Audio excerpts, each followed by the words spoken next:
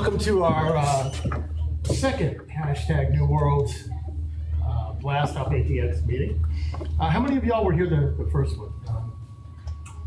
Okay, a few of you. I'll be a little bit repetitive. The first one I spoke, so you didn't miss much. And but basically, I kind of explained a little bit about what New Worlds was. I'll give you just a brief background. The New Worlds Institute and the New Worlds organization is basically dedicated to the idea of preparing the technology and culture for the first people who will go into space to live, be it Mars, the moon, or free space.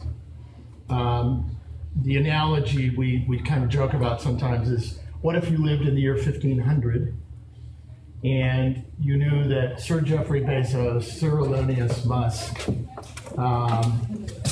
Sir Tom Markusek and others were building spaceships that at some point, let's call them Mayflowers, would be capable of carrying people to new worlds. And what would you do if you knew you had 20 years to prepare the people to take those ships and survive and thrive on the other end of that voyage? That's our mission as an organization. We don't pretend we'll ever get a 1 million person march on Washington for space. We are not politically active. There are other groups, some of us have formed or been parts of, that are doing a great job at that. That's not our job. Our job is to immediately focus down on the kind of people, the kind of culture, the kinds of technologies that can get us there. And one of the key premises of that is that you need an industrial economy in space. And that means having businesses that are surviving and thriving now.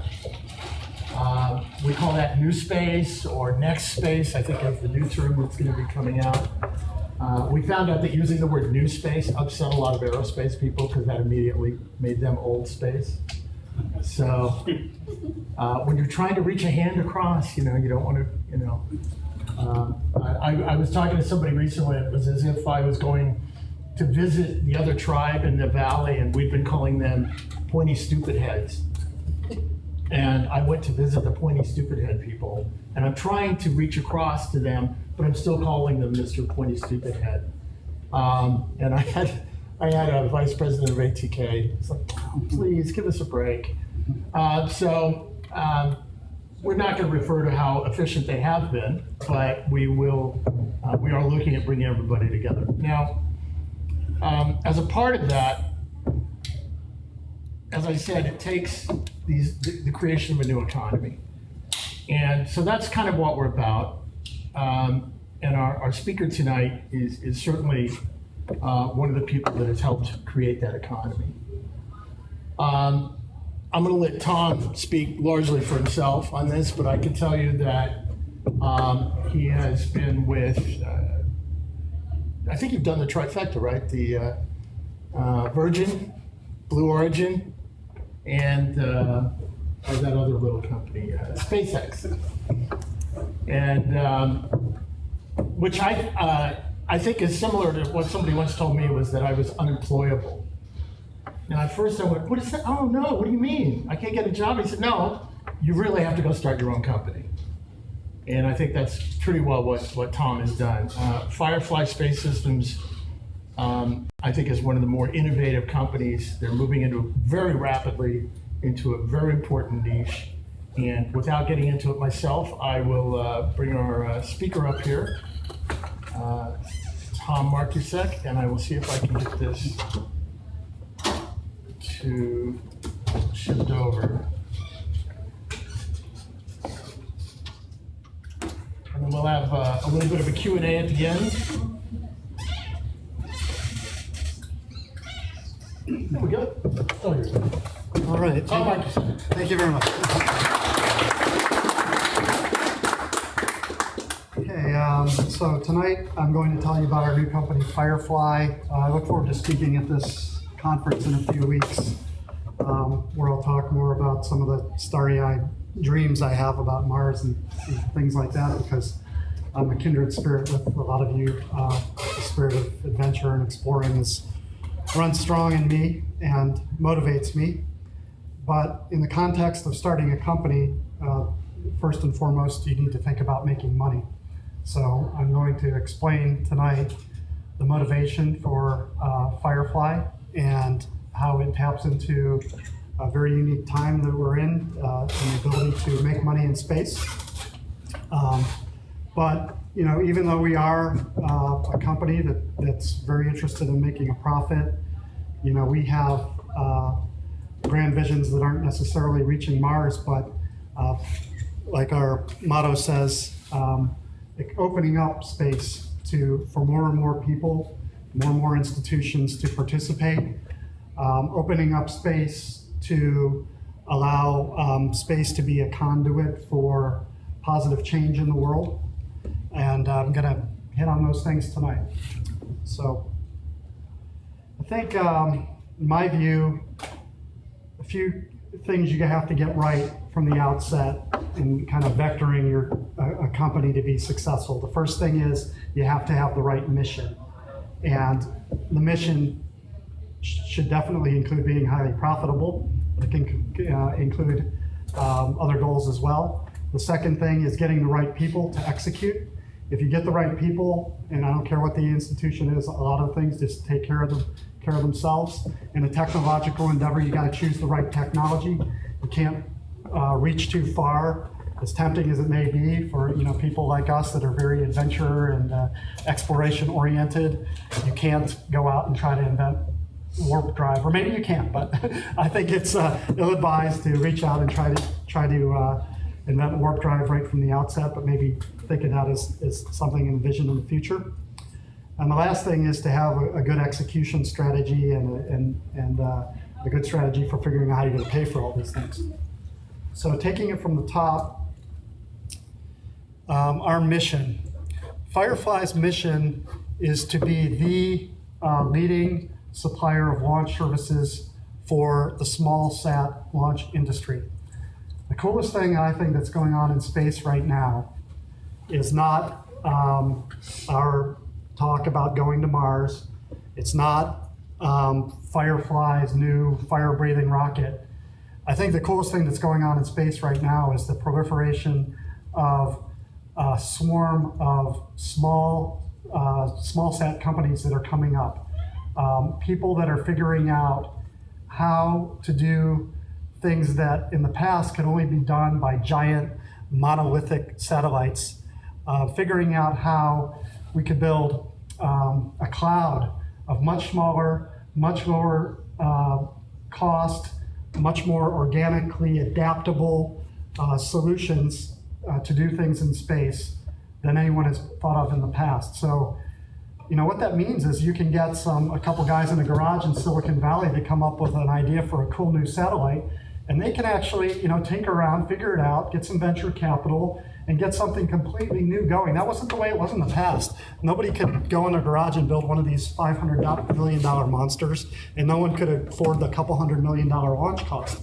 But the way things are going now, and it's a very unique time that we live in, people are building very small satellites that, in concert with a group of other satellites similarly sized, can do amazing new things.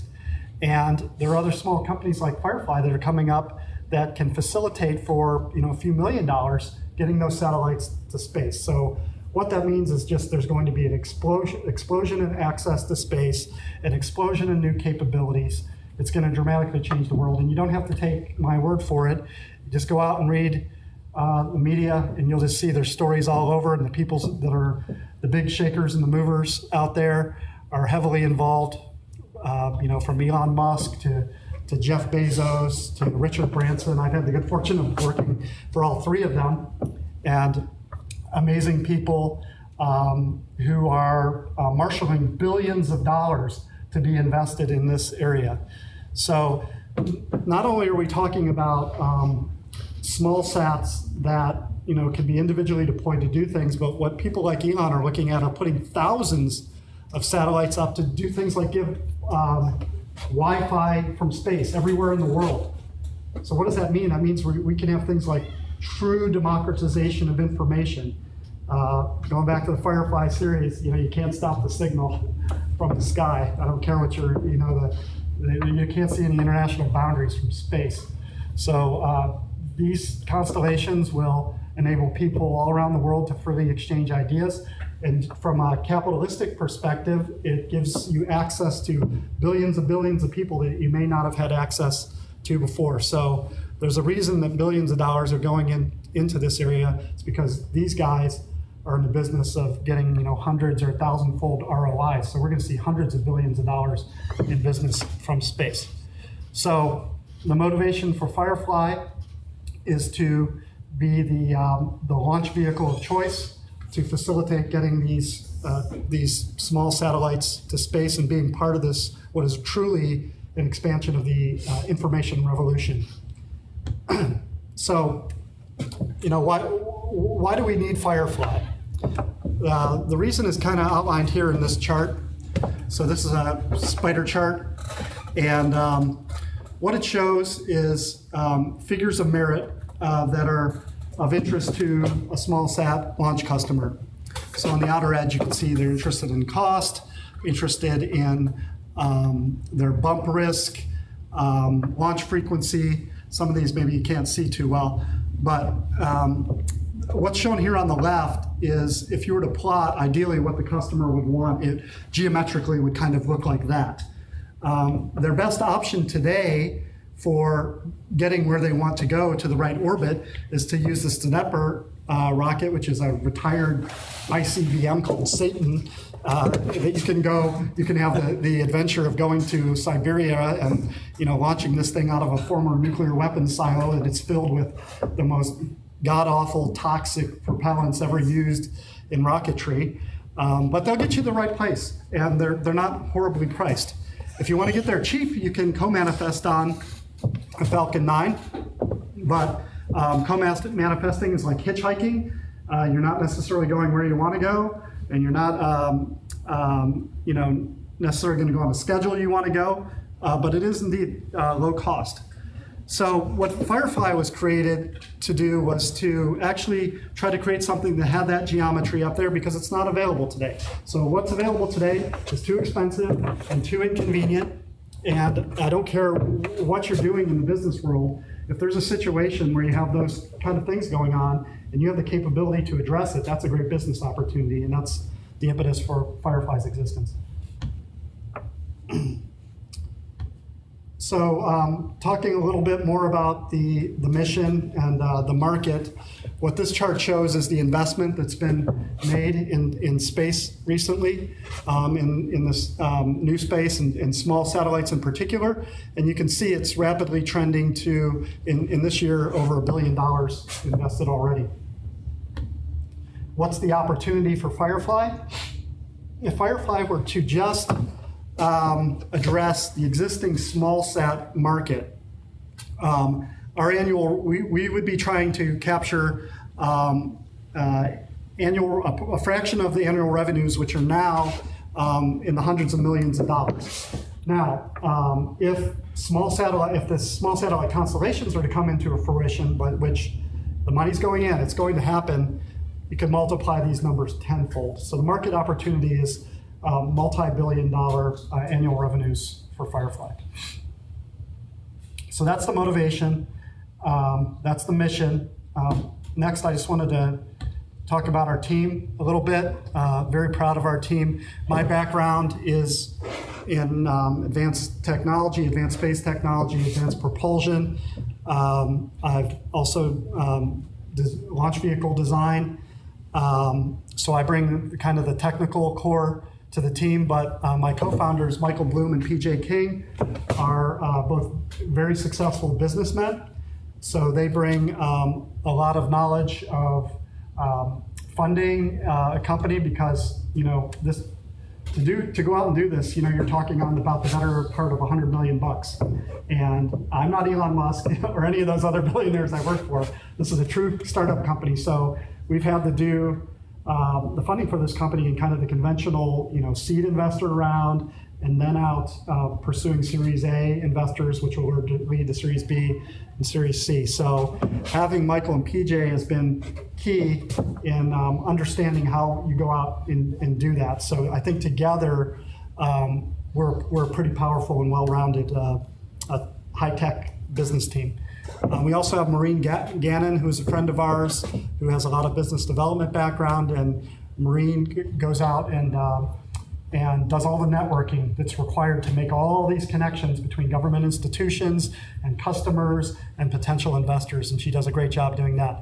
Shay Saberpour was someone who lived here in Austin and was a 25-year director at Lockheed Martin, and he built some of those and led teams to build those giant satellites. So he has like intimate, extremely valuable knowledge in how to do the avionics systems and all the satellite systems associated with the rocket. So you have the kind of nuts and bolts, propulsion and structures, hardware stuff in me, and then in Shay you have all of the electronic systems that go on the rocket. So what we can do is we can actually, if we want to, from raw materials, and sit down, figure out how to design a launch vehicle from scratch, all the rockets, all the structures, all the electronics. And what that means is that we're not beholden to the old aerospace or whatever you want to call them that is so used to government contracts and so used to charging way more than things should cost. We have the knowledge and ability to do things like take automotive technology and put it in a rocket and be able to field an avionics system that's $1,000 instead of $1 million. And you can imagine the kind of impact that can have if we can start looking at like a mass production mentality for rockets instead of like a unique kit car mentality that's been propagated in the past. We have a really well-rounded team. A lot of us have worked together at SpaceX and Virgin, NASA through the years. And we're not just a bunch of engineers. We have a real business development, HR, finance, everything you'd find in a normal company. We're building things in-house. One of the keys to being successful in this area is having the ability to test your own hardware. So we also have a 200-acre test site in Briggs. It's near about 25 minutes from our R&D facility in Cedar Park, where we've built up in-house the capability to test rocket engines today, and by next year we'll be able to test full rockets in a hold down configuration. So a little bit more about the people.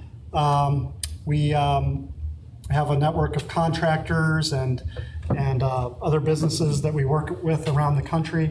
One of the things that I wanted to do with Firefly is I did not want this to be a company where you had to be in the four walls to contribute, inside the four walls. There are a lot of amazing people out there that have something to contribute, but maybe their spouse doesn't want to live in Austin. I mean, can you imagine that? I can't, but if that individual exists and he can make or he or she can make a contribution, we bring them on and we let them work remotely, and we have all kinds of collaborative development tools today that are just amazing and allow that kind of distributed work environment. So right now we have people around the world, even in UK, working on the project. Okay, so mission, people, technology. So our flagship vehicle is called Alpha.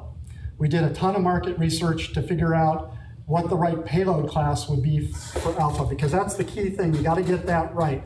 You have to be able to address the sweet spot in the market where you have enough launches and you're generating enough revenue to be a viable company. And that sweet spot, we believe, is about 400 kilograms. And that's reinforced by the fact that some of the other players in the industry are now copying verbatim our payload class.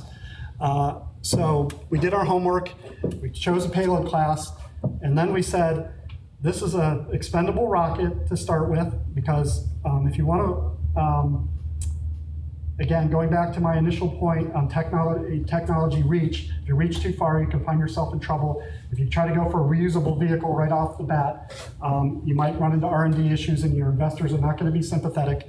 So we decided on an expendable vehicle, and then decided if we're going to build an expendable vehicle, let's build one that we can feel as good as possible about throwing away. So this is a very simple rocket. It's you could call it a bottle rocket. It's pressure fed. The minimum number of stages 2. It uses very boring LOX hydrocarbon propellants that are tried and true, dating back to the 50s. And the things that are new about this rocket aren't new in the sense that it's a technology innovation. It's more just a innovative, it's a technology application that we're actually kind of being the leaders in applying technologies that are used elsewhere that just haven't been applied to space. So our entire vehicle is made of carbon composites, which is what modern jetliners are being built out of, and we can actually leverage now the volumes of carbon fiber that's being built for other parts of the aerospace industry that has driven the cost down that we can take advantage of in our vehicle. The other thing that's makes our vehicle simple is that it's pressure fed. And what that means is in each of the propellant tanks, we have these helium tanks. And instead of having pumps, it's complicated turbo machinery to drive the propellants into the engine, we simply pressurize the tanks with this high pressure helium and push the propellants into the engine. So the engines basically consist of thrust chamber, a couple valves, you squirt some stuff in to get it to light, open the valves, and you're off to space. So super simple, not a lot that can break, and low cost. So I think there are two principal ways you can drive costs down. First, I talked about reusability. The other one is mass production. We all know that you mass produce things that can drive costs down. So what we tried to do in building Alpha is to build small things that we can build lots of to increase capability. So for example, the upper stage uses one conventional bell nozzle engine. But what we do on the first stage is we take 12 of those same bell nozzles and we put them in an array around the periphery of the rocket. Now we arrange them in an intelligent orientation and tilt them toward each other and put a ramp in between them. And that configuration allows these engines to sort of constructively interfere with one another in a configuration that's called an aerospike. And people have been talking about aerospikes forever, since the 60s. They've built them, they've tested them, but we're going to claim that technology and go out and use it as our core propulsion for the first time.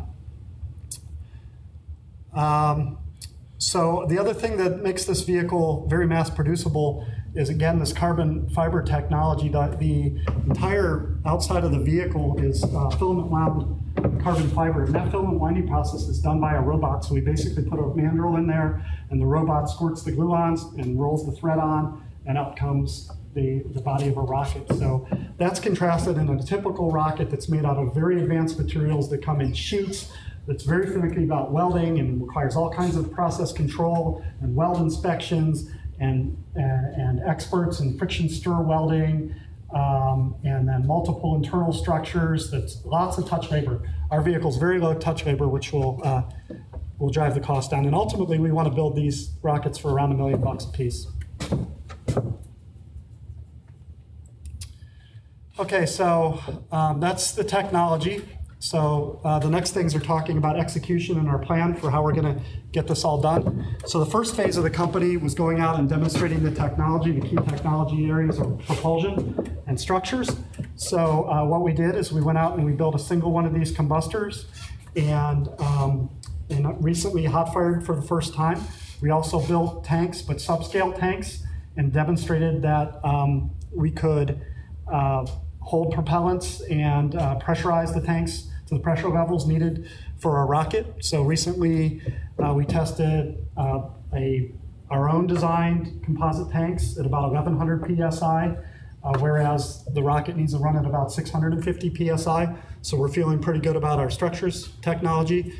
We've only fired the engine a few times, but the hardest part about getting a rocket engine like this to work is starting it up, getting it to stabilize, and then shutting it down stably. The part in between isn't so hard.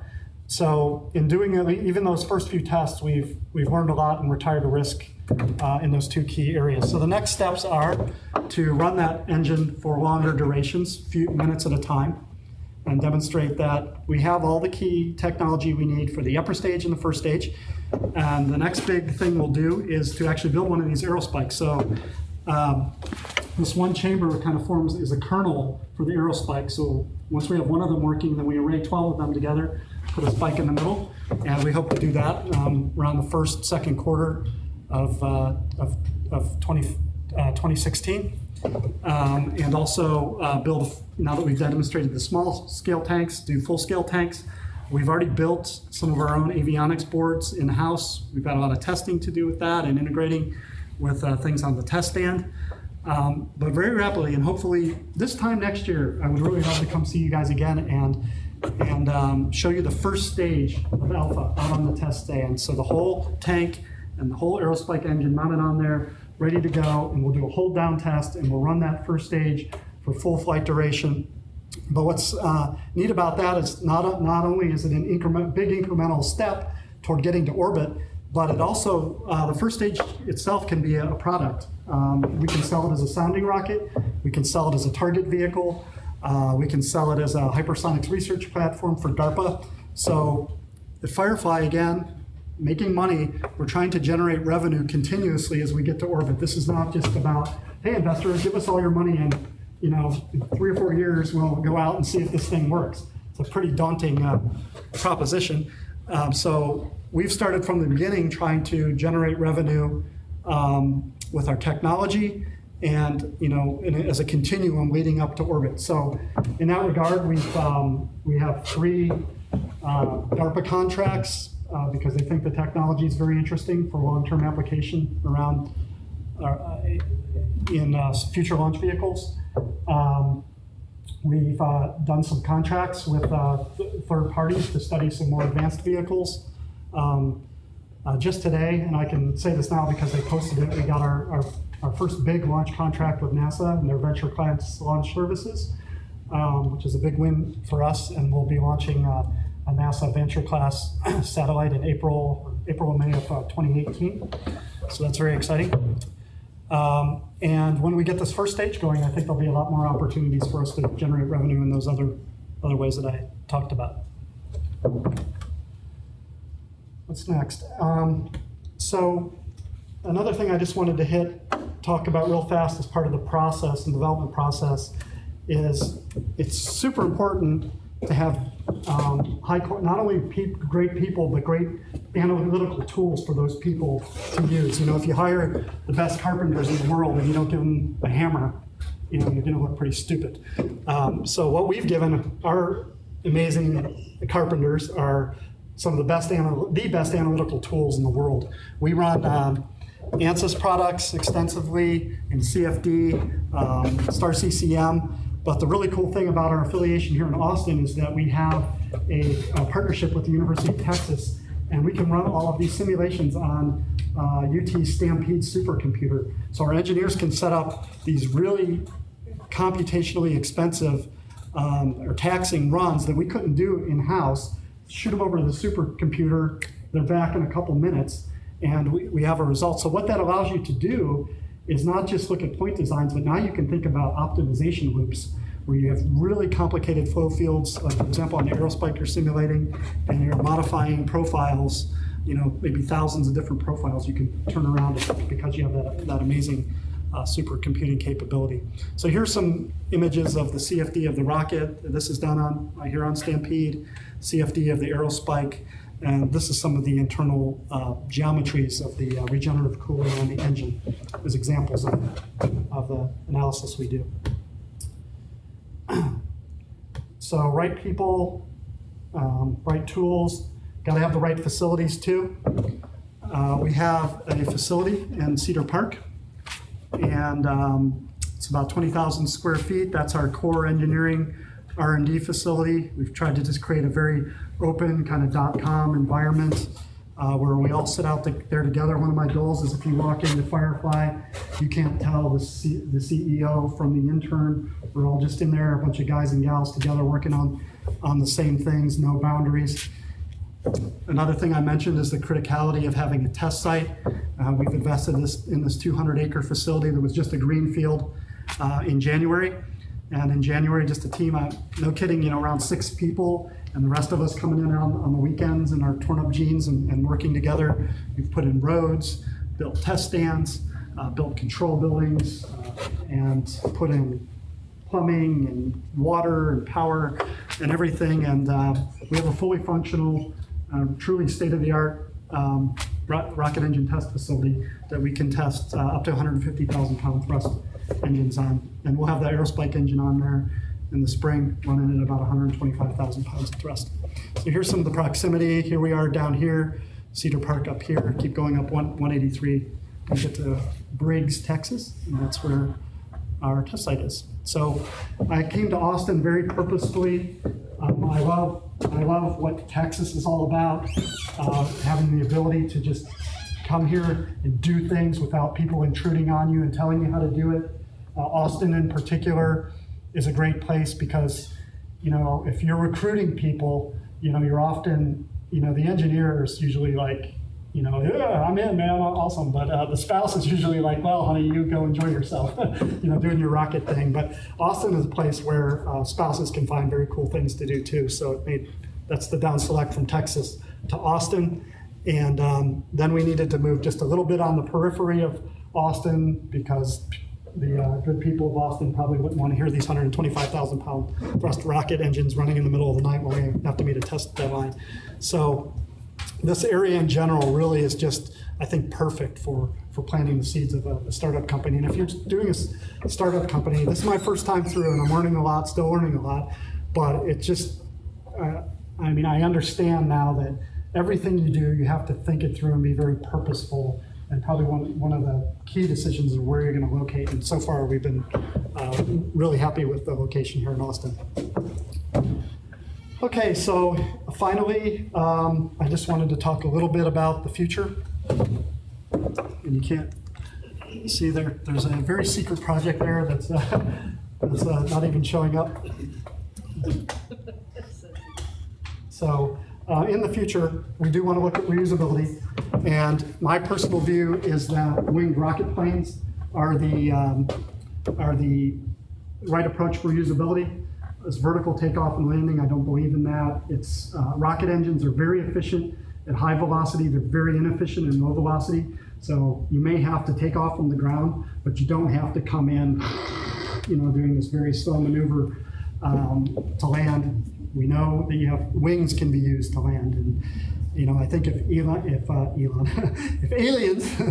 aliens were to come here to Earth, they would say, you know, if you're going to be able to, you know, look around, look at all these airports, look at all the infrastructure for airplanes, look at all the heritage from airplanes. If you're going to build a space vehicle, you're just trying to get over the onion skin into this atmosphere. Build a rocket plane, a plane that can go a little bit higher and then can exploit aerodynamic forces to dissipate that orbital energy, and instead of, for God's sakes, paying for it with payload mass and extra propellant and things. So I'm a big proponent of horizontal takeoff and landing, and I think that's where we'll go in the future. We've had the good fortune of having some other folks that agree with us give us some initial money to kind of look at that. And we've got a design that someday I hope I'll be able to put there in this white space.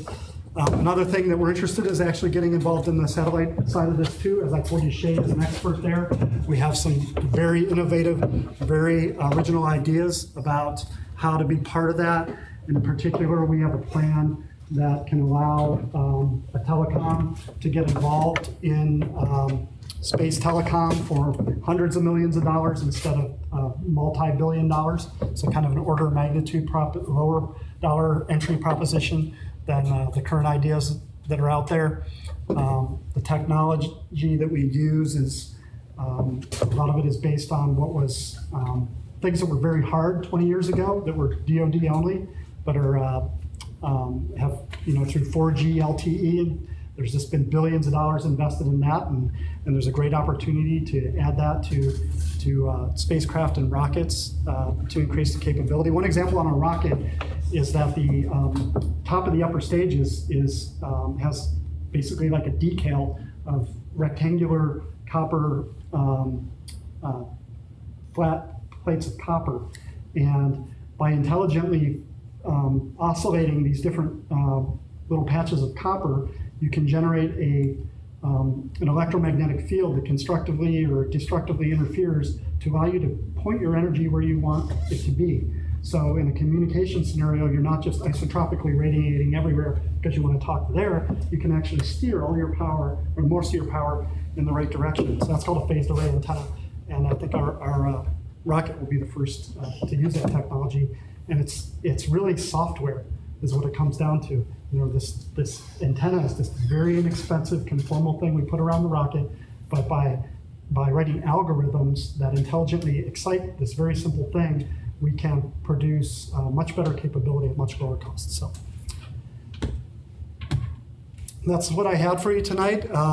Hopefully I'll talk to you some more about some of the starry-eyed dreamer stuff at the conference and some of the ideas we have about Mars. But that's Firefly. That's what we're doing. Any questions? Thank you.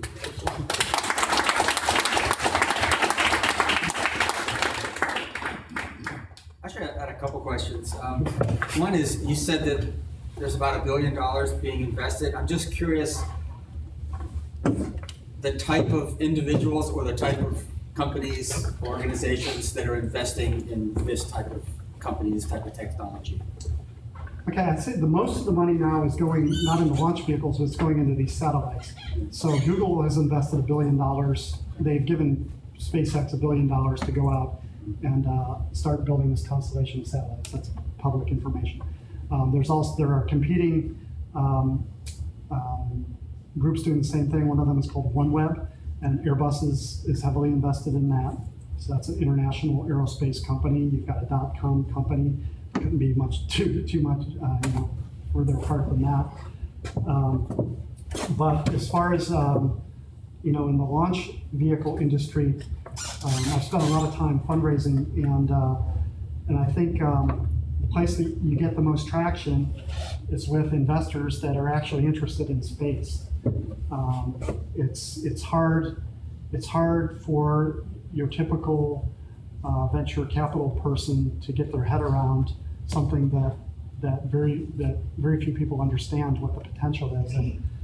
And as you talk to more and more of them, you realize that they're dependent on a small group of area advisors, and there aren't a lot of area advisors that can articulate the opportunity for space. The ones that get it are the ones that already have some intellectual interest in the field, and they see it happening, and they also have the means to invest, and they're out there making investments. And so Firefly has started basically by crowdsourcing those sorts of individuals, and networking has been really important along those lines. Now, there are some folks that are seeing it in the bigger venture capital community now, and so we're kind of at that transition point of going through those seed rounds and getting into that Series A type of funding round, and we aren't there quite yet, but we have some really good leads on that, and hope to make that kind of quantum step, I'd say, by the end of the year.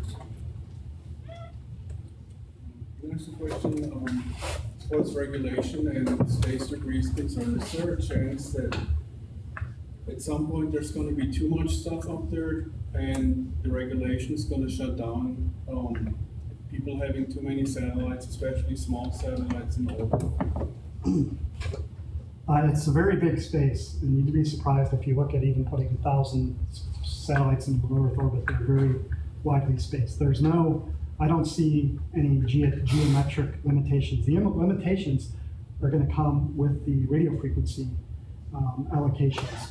You've got geobirds that are geosynchronous satellites that are trying to transmit down to the Earth, and if they're having to go through this swarm of small satellites that are broadcasting at wavelengths that could interfere with that communication, that's where you're going to see the headbutting starting soon.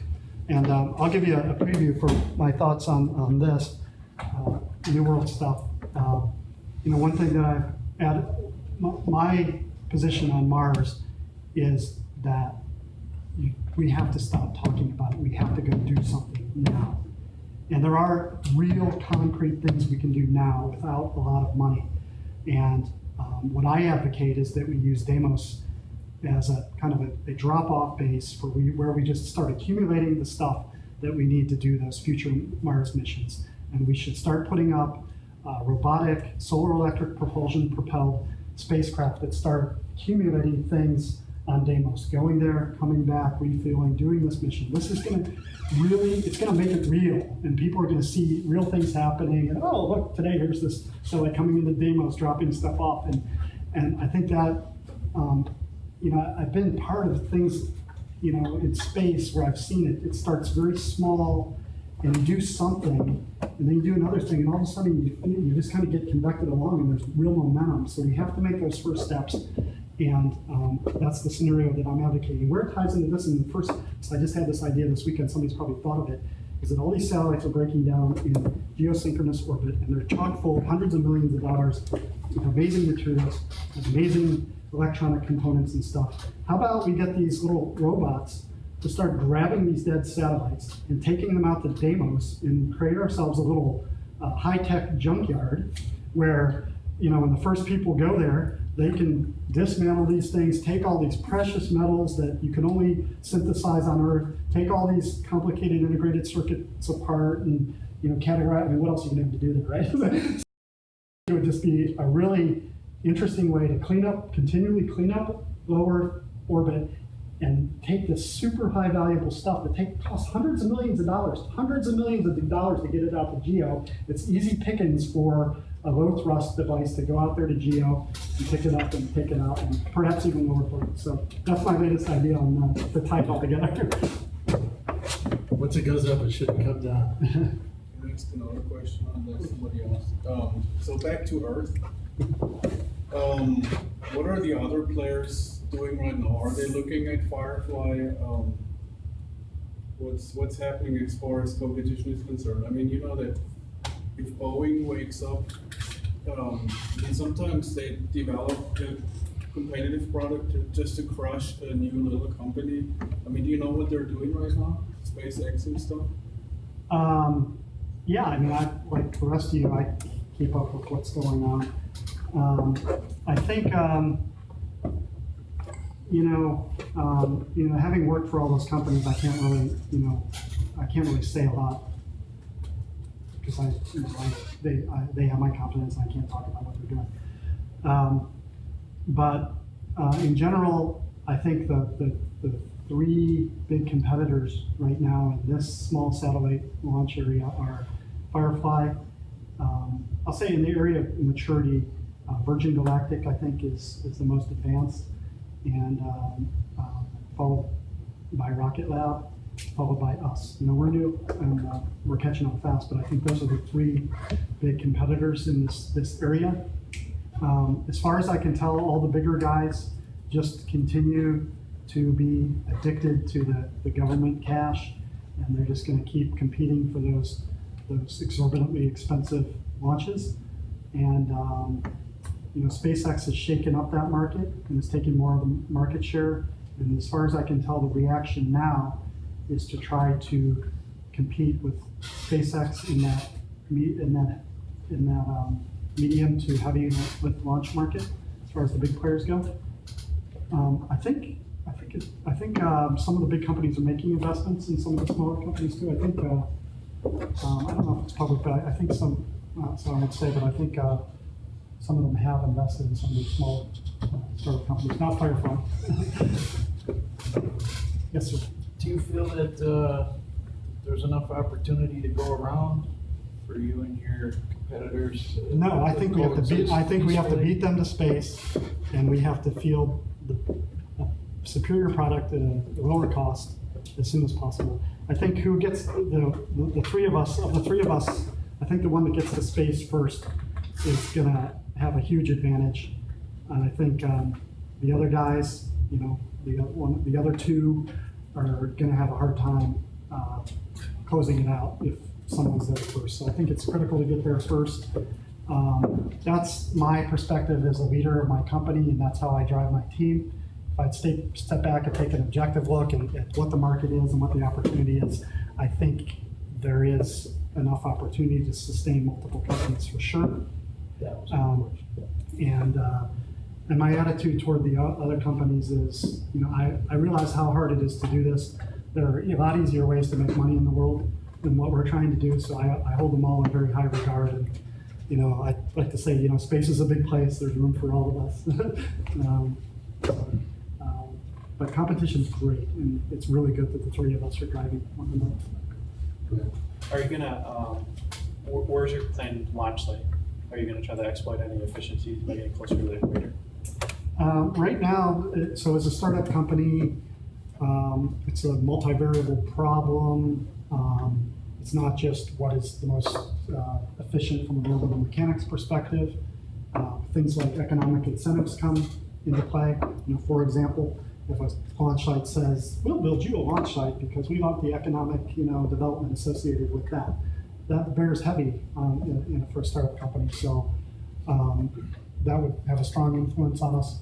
But to date, we've looked at most of the places you can think of, like Kodiak is an opportunity, Vandenberg, KSC. Most of these small satellites want to go into polar orbits so that they can, if you can kind of envision the Earth with the satellites going over the poles, the Earth rotates under it. You can kind of raster scan the entire Earth as it goes under you. So a lot of these, most of these small satellites want to be in that type of orbit. So that kind of predisposes you to places like Kodiak or Vandenberg or maybe Kona, Hawaii. I cut my teeth in this business out on Quadrant Atoll, out in the South Pacific. So that's a possibility. So those are kind of the places we've been looking at. Gentleman back there. Question, you talk about the US market, what do you see in terms of rest of the world for your opportunities? And then kind of the follow-up to that is, are you worried about I didn't catch the first part, I'm sorry. talking about the whole world in terms of your market? Yeah. What do you see in opportunities in launching things for other countries or launching things in other countries? And then a follow-up to that is, what are you running into or have you run into yet? Any things like ITAR or CJs and whatnot that want to squelch what you're doing with your technology? Yeah, that's a really good question. So launching satellites for other countries, there's no problem with that, as long as obviously they don't have military applications. So we can do that domestically. ITAR is a very ponderous, very necessary, but it's a very ponderous set of regulations that very severely constrain the technical dialogue that you can have with anyone that is a non-US person. So we can have people that have green cards that work for Firefly, but definitely no non-US citizens, which is tough because there are a lot of smart people in the world that aren't Americans, and it would be great to bring them in to the workforce. So we're constrained in that respect. But as you saw, we have a guy in England, so we're active over there.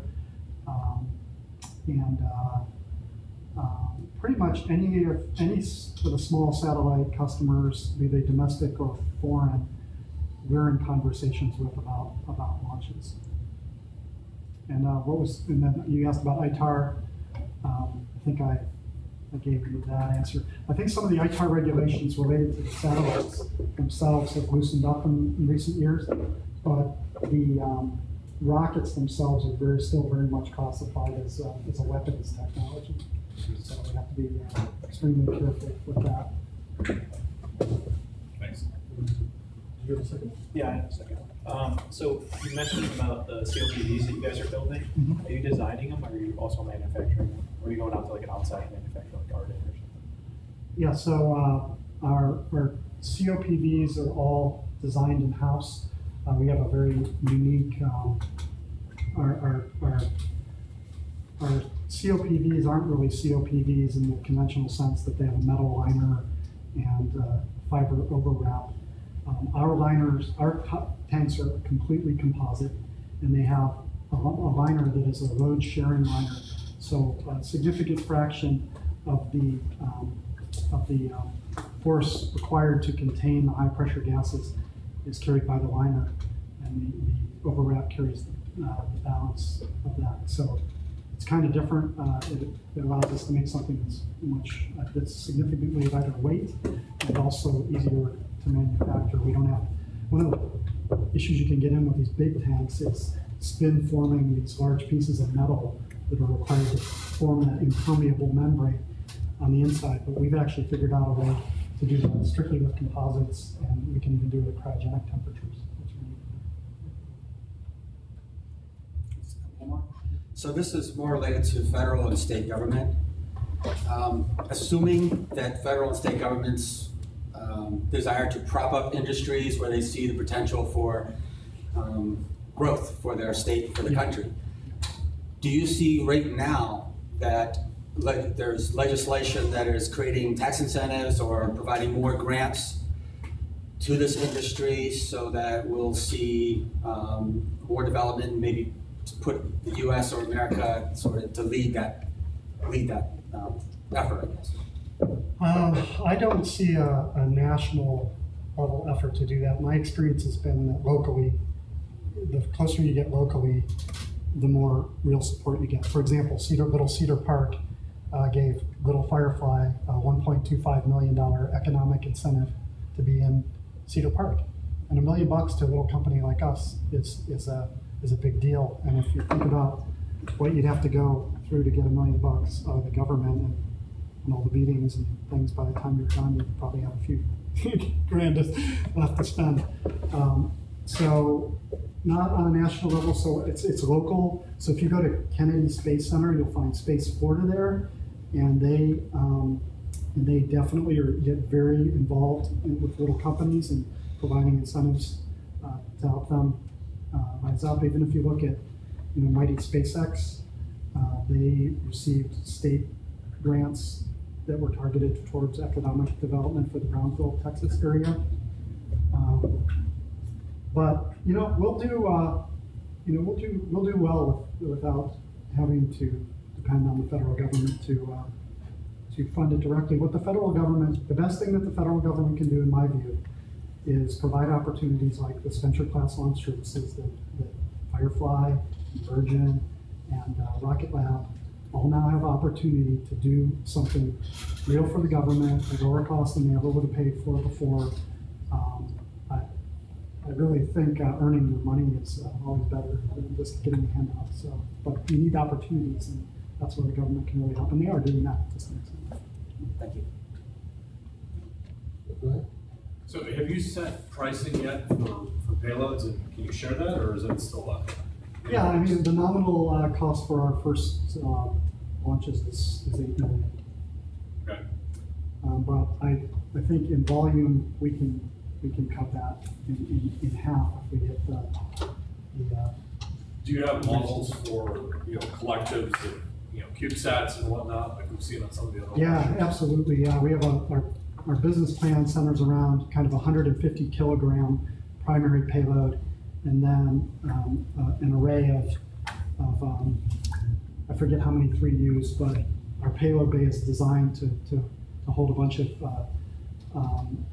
cubes, and basically what it comes down to is the primary customer pays around $5 million, and those cubes, those 3Us pay I think about $250K a piece or so for those other slots, and then which fills up the whole vehicle to about $8 million for the So initial flight. it's $350K for a 3U cube. About 250. 250. But it's too expensive still. But Yeah, for local we, license. initially we have to cover some of this capital investment, and maybe we'll be launching the first year quarterly. But then when we get this to weekly, that's when the costs are going to go. Okay, one more, any more? Yeah, I think the one use, NASA will get you out of free if you're a one U. You can't do much with a one U other than just watch it tumble around. Whatever you get. Like fired out of the gun on the ISS. Pardon? Fired out of the CubeSat gun on the ISS. Exactly, and hopefully when it's supposed to be. That's a whole inside joke. All right, so thank you very much. You're welcome. Thank you. We want to mention a couple of things. First of all, as Tom mentioned, he's going to be one of our rock stars at the, take your, I've already copied everything on my computer here.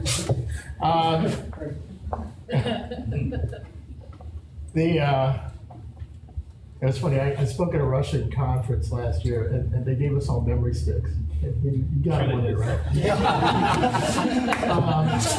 So anyway, the conference is coming. Tom's going to be among many people speaking. Go to newworlds.space. The cost to attend for professional is $100 a day or $150 for both days. That includes the incredible concert that's going to happen the first night. We're the only space conference with a concert. And we're the only conference with a space concert featuring a band that plays Tesla coils. And as I was telling some guys earlier, you have not heard Iron Man until you've heard it play with lightning. Nice. And that's followed by an electronic dance music party. We have, there are 4 main sessions, just to give you guys an inside outline of the conference. The 4 main blocks are Mars, the Moon, free space. Free space, by the way, is our term for any area that doesn't have gravity as its central concern. So that includes space stations, asteroid mining, things like that. And then there's a crowdsourcing session.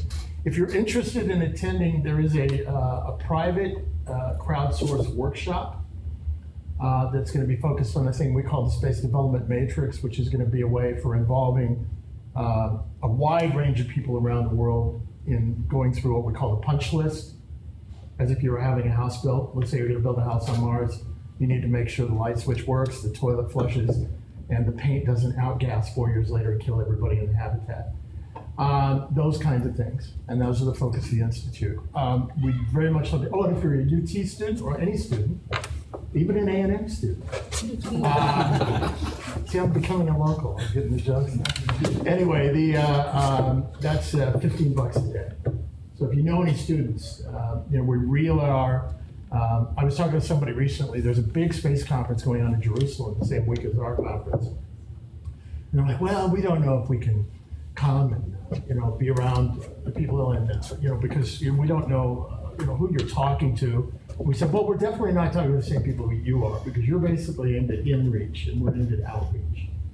And we want to be able to bring in new minds, new people, and get people excited. So we'd love to see you come to the conference.